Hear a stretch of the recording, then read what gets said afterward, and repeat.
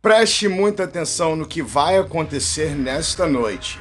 O canal Ateu Dispor está em alerta vermelho. Começaremos um novo segmento que estará desvendando, explicando para você tudo sobre seitas e religiões. E com isso, nós estaremos dando um pequeno break para os evangélicos e iremos viajar completamente, mostrando um conhecimento básico das maiores seitas e religiões que já atormentaram as vidas humanas neste planeta. Quando nós tratamos desse assunto e nós referimos seitas e colocamos a religião dentro de uma similaridade, e algumas pessoas irão discutir que uma seita e uma religião não são a mesma coisa. Porém, para mim, humanista, cético, ateu, não acredito assim. Acredito que todas as religiões são seitas, sim. Então vamos lá à definição do que é uma seita. Sancionar, sectar, dividir, de forma geral, é um conceito complexo para grupos que processam ideias ideológicas religiosas, o que é correspondente a um sistema de controle, com um líder e liderança, com doutrinas e sistemas que são completamente dominantes. E basicamente é isso que é uma seita.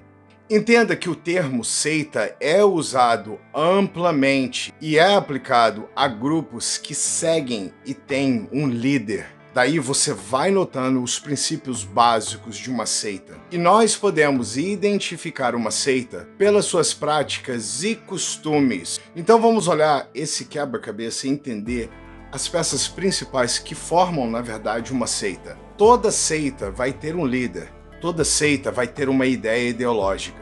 Toda seita vai ter escrituras, seguidores, rituais que compõem os princípios doutrinários básicos para que essa liderança tenha o controle total dessas pessoas. Toda seita também vai ter uma grande movimentação de dinheiro, porque nós sabemos que sem o capital, essas seitas ou religiões não têm chance nenhuma de subsistir, ou muito menos de ampliar e ter um crescimento. Essa identificação que toda seita vai dar para você vai mostrar que seja na forma divina, transcendente, ou talvez essa mesma imagem passada na visão de um homem. Basicamente, em quase todas as seitas, nós podemos encontrar homens se identificando com Deus.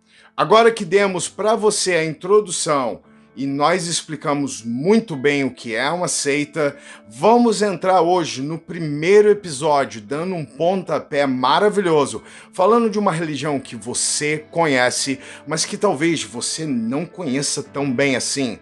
Hoje o canal Ateu Dispor estará falando dos Mormons, e nós sabemos que várias dessas religiões são, na verdade, rachaduras do Deus judaico-cristão e também do cristianismo, mostrando para todo mundo uma faceta diferente desse Deus cruel e malvado. Então, nessa hora, pega pipoca, guaraná, cachaça, chama os amigos, animais de estimação, coloca todo mundo na sala, porque esse segmento sobre seitas e religiões começam com os Mormons agora no canal Ateu Dispor.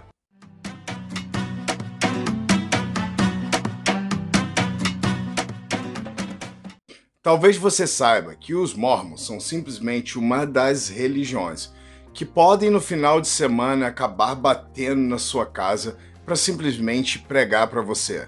Talvez você saiba também que muitos deles estão localizados no Utah, nos Estados Unidos. Mas não significa que a majoridade desses Mormons estão localizados ali. Quem sabe também você não ouviu falar que os Mormons acreditam que quando eles morrerem, eles herdarão um planeta. Exatamente. Não é um céu como é descrito dentro do judaísmo. Não é um céu como é descrito dentro da Bíblia Sagrada, mas dá uma reflexão de algo diferente.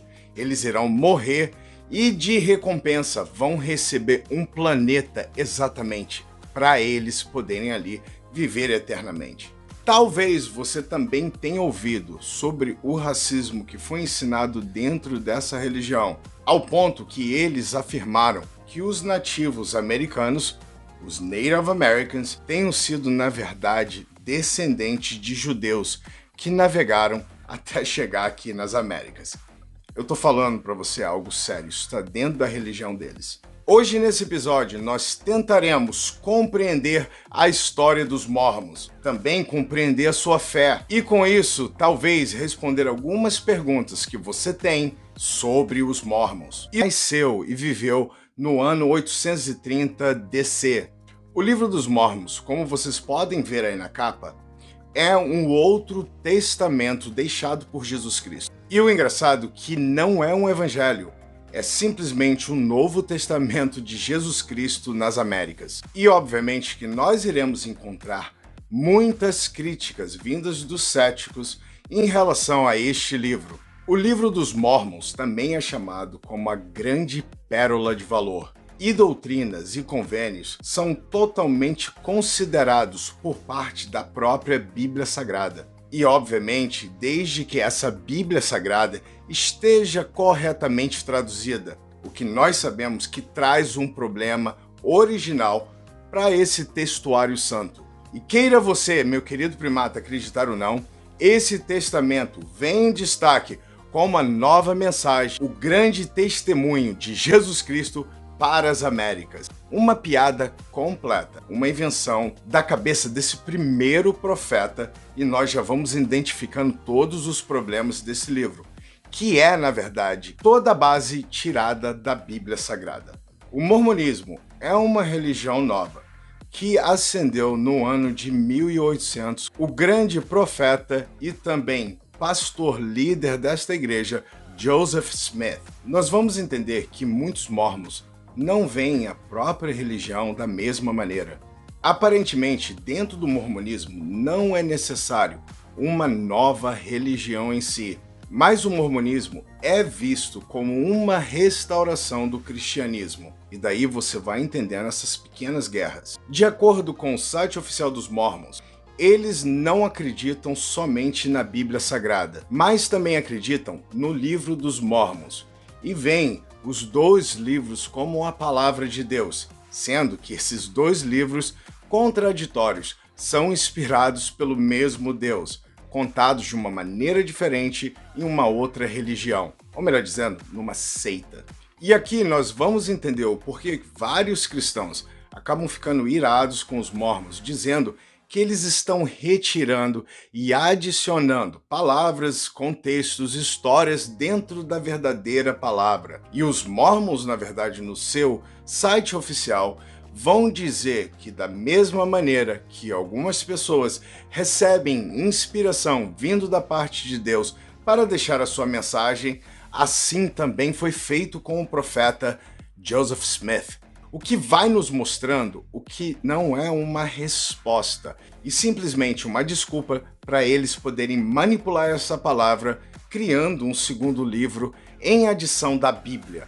Os cristãos vão ficando doidos com isso porque eles só acreditam na Bíblia Sagrada. Portanto, nós podemos entender que aos olhos dos cristãos, o mormonismo traz com o Livro dos Mormons uma adição, algo que é extra segundo a visão dos evangélicos. Então a grande pergunta que fica no ar, se os Mormons não são uma nova religião e eles vão afirmando que eles são uma nova restauração, como que isso na verdade funcionou para eles? Como eu disse para vocês, em 1805 nascia o grande Joseph Smith e ele vai ter a sua primeira visão aos 14 anos de idade.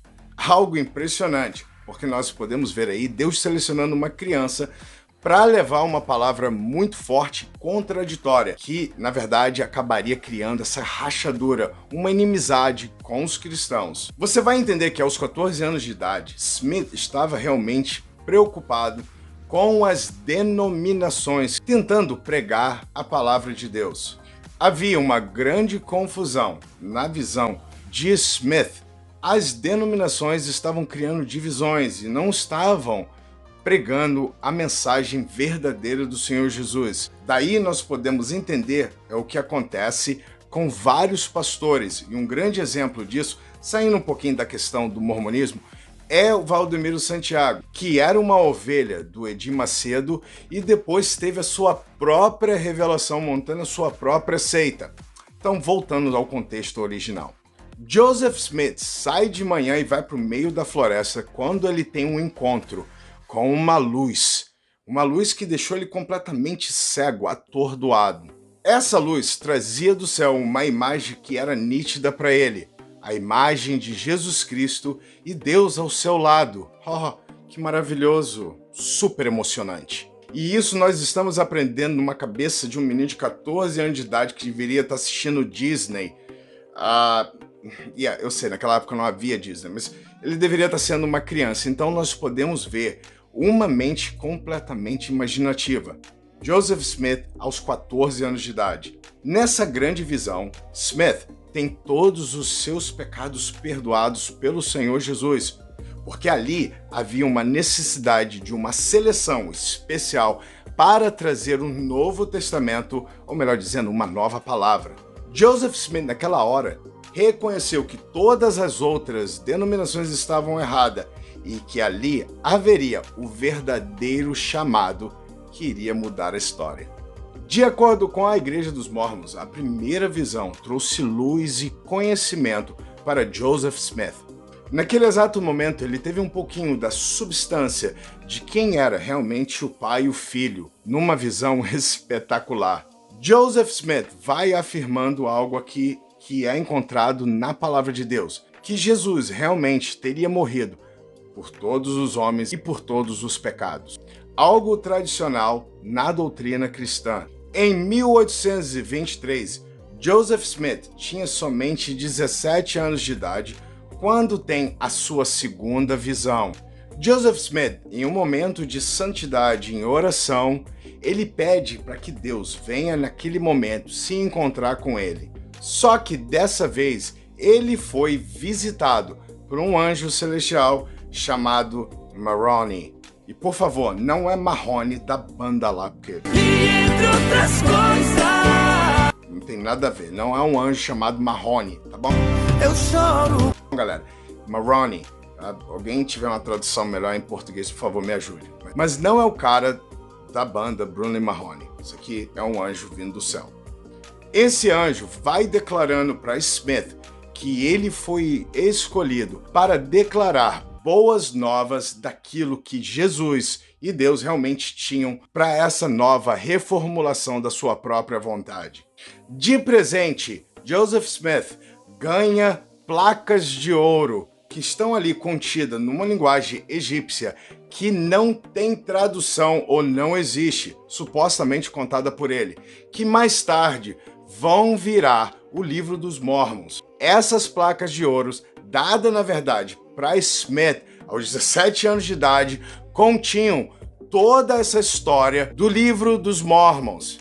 No dia seguinte, o anjo vai levar Smith para um passeio e revelar para ele o local exato aonde estão escondidas essas placas de ouro, que ficam, na verdade, 3 milhas da casa de Smith. Você está sentindo algum cheirinho de mentira nisso daí? Então vai acompanhando. Algo muito interessante que esse anjo vai dizendo para Joseph Smith que ele não poderia revelar essas placas para ninguém. Escuta, algo que Deus mandou para ele, que era uma evidência daquilo que Deus estava mandando Smith fazer, mas que ele não podia revelar para ninguém. Anjo 171, né, Marrone? No dia 22 de setembro, 4 anos depois disso, ele decide realmente tomar atitude e fazer a vontade de Deus. Tudo aquilo que o anjo tinha ordenado para ele, naquela hora, nesse período, começaria a se cumprir. Algo muito engraçado é que quando Joseph Smith chega perto dessa caixa e tenta tocar nelas, você não sabe o que acontece. Deus ele manda um choque do céu e ele acaba quase sendo eletrocutado, porque não era para tocar. E não foi até 1827, quando Smith conseguiu realmente recuperar essas placas e não ser mais eletrocutado por Deus. Temos que mencionar que a razão por que demorou tanto tempo É porque Smith vai apresentando algumas complicações na localização dessas placas, né? Uma coisa muito interessante sobre Joseph Smith é que 2 anos antes disso acontecer, ele tinha apenas 20 anos de idade e era conhecido, tinha uma reputação de uma pessoa mística que gostava de fazer um pouco de magia, mexer com pedras, e com esse dom meio que de vidente, ele encontrava pedras raras. Sério mesmo, ele tinha esse costume de fazer isso. Entenda que Smith era, na verdade, um baita mentiroso. Ele já tinha se envolvido com vários problemas por causa dessa questão toda de ser um vidente, um charlatão. A vida de Joseph Smith não tem nada de religiosa e nós podemos encontrar charlatanismo, 171, um cara tentando ficar rico e ter muito poder. Um homem escolhido por Deus, que ele tinha realmente esse dom, e chegaram a testemunhar em favor dele, para que ele viesse sair da prisão. Até mesmo a Igreja dos Mormons vão confirmar para vocês que a tal audiência onde ele foi preso em 1826 é, na verdade, um grande enigma. A única coisa que nós podemos afirmar é que a influência de Joseph Smith estava crescendo dentro da própria comunidade. E ele sabia que estava ganhando força com essa questão toda dos seus dons, das placas e uma nova mensagem desse testemunho. Depois de muito trabalho, parece que Joseph Smith consegue recuperar essas placas de ouro que contêm todas as inscrições que há no Livro dos Mormons. E os Mormons vão apresentar no seu site oficial dizendo que realmente houve testemunhas que puderam ver essas placas. Os recordes que a igreja mantém fala de 8 pessoas que tiveram contato e puderam ali, somente 8 pessoas, confirmar que as placas e os escritos que estão hoje no Livro dos Mormons são realmente verdades. Em 1827, nós vamos ver que em setembro, Joseph Smith decide abrir para os primeiros discípulos da sua igreja toda essa questão das placas, e ele admite que realmente ele tem agora as placas nas mãos dele. Alguns recordes vão dizer que o total de pessoas que realmente testemunharam sobre as placas são 11. Porém, lá no website da igreja, eles vão afirmar que os documentos que eles têm nas mãos é somente a afirmação de 9 pessoas. O que para mim doesn't matter se fosse 500 mil de pessoas. Eles não conseguem provar que essas placas realmente existiram ou que foram verdade. O mais interessante é que vários céticos vão questionar que todas essas pessoas que testemunharam das placas de Joseph Smith eram pessoas completamente ligadas a ele. Ele, sendo o líder dessa religião, obviamente queria persuadir as pessoas a acreditarem que aquelas placas, de alguma forma, realmente eram enviados de Deus e que ele tinha em mãos essa grande relíquia celestial. Bom, finalmente Joseph Smith consegue traduzir tudo o que está escrito nessas placas. Uma grande pergunta que nós temos que fazer sempre é aonde estão essas placas de ouro que estavam, na verdade, na possessão de Joseph Smith. Pessoas ligadas à religião mórmon vão dizer que essas páginas eram páginas finas de ouro, mas as pessoas negam o fato que esse livro tenha realmente sido placas feitas de 100% de ouro. Isso é uma mentira. A escrita que é contida nessas placas de ouro não é uma linguagem encontrada aqui no planeta Terra. Então eu quero te dizer, boa sorte em você tentar encontrar algum profissional que venha ajudar você a traduzir essa língua egípcia que é de outro planeta que ninguém nunca viu no planeta Terra. Ela simplesmente não existe. Joseph Smith usava pedras raras para poder, juntamente com isso, traduzir o que estava escrito nessas placas. Pontos que nós tiramos dessa religião que foram terríveis, como a questão da poligamia, onde Joseph Smith chegou a ter 40 mulheres. Apesar dele nunca ter dito que ele era praticante da poligamia, Nós sabemos que registros mostram que ele tinha várias concubinas, e hoje nós sabemos que é poligamia, porque você está vivendo com 40, ou se casando, ou tendo como empregadas, chame do que você quiser chamar. 40 mulheres é poligamia. Algo bem permitido e bem praticado pela grande seita religião dos Mormons. Também tem toda a questão do racismo dentro da igreja, como Brigham Young, que chegou até dizer que pessoas interraciais não deveriam ser enterradas ou ter funeral, e que se isso acontecesse, as pessoas que fizeram isso deveriam ser executadas. Nós poderíamos hoje à noite tirar mais tempos e falar sobre outras loucuras dos Mormons, como eles mencionam no livro deles animais que, na verdade, o tempo que é datado este livro não existiam. Como eu disse para você, são vários fatos interessantes que não jamais caberiam em um só episódio.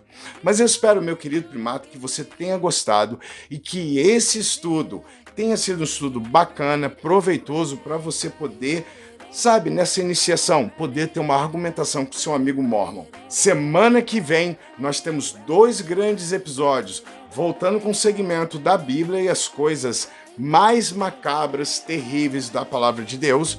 E também nós teremos, que já está rolando numa votação, a próxima religião que nós estaremos, ou melhor dizendo, a próxima seita que nós estaremos mencionando aqui no canal Ateu Dispor. Muito obrigado por tudo, deixe o seu like, valide esse trabalho, porque nós aqui validamos todo o carinho que você tem conosco. A essa galera maravilhosa, Flávia Favini, Camila, a galera que eu não mencionei, que sempre estão ajudando o canal, que de pouco em pouco eu vou mencionando vocês aqui. Muito obrigado a vocês, Edna, beijão minha querida primada, e a todos vocês que suportam e ajudam e fazem crescer esse canal. Nós ainda chegaremos em lugares muito grandes, e eu não chego lá sozinho, eu preciso de vocês comigo. Como eu sempre digo no final dos meus vídeos, thank you so much, my fellow apes, e vocês sabem que I love you guys so freaking much. Até a próxima.